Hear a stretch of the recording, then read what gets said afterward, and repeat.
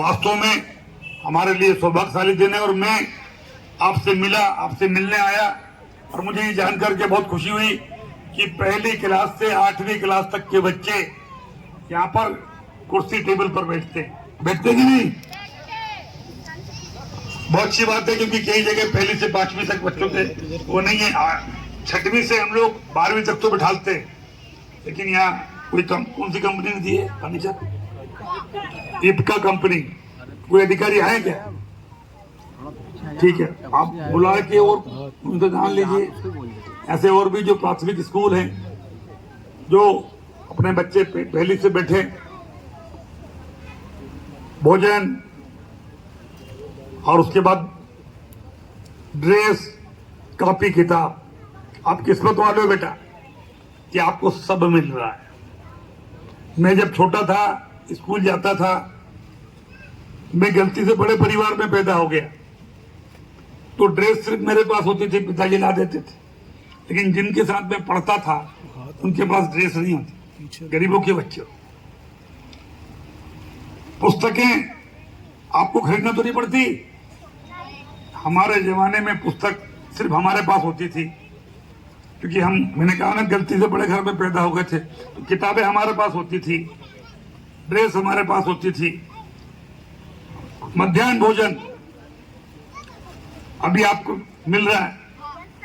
हमारे जमाने में मुझे अच्छी तरह याद है, मैं 3री क्लास में था, मेरी माँ टिफिन देती थी और मैं टिफिन लेके जब जाता था तो बाकी गरीबों के बच्चे होते, तो मैं तो गांव में पढ़ा, हिंदी मीडियम में पढ़ा, मजदूरों के साथ बच्चों से पढ़ा, तो 1-2 बच्चों को तो मैं खिला पाता था।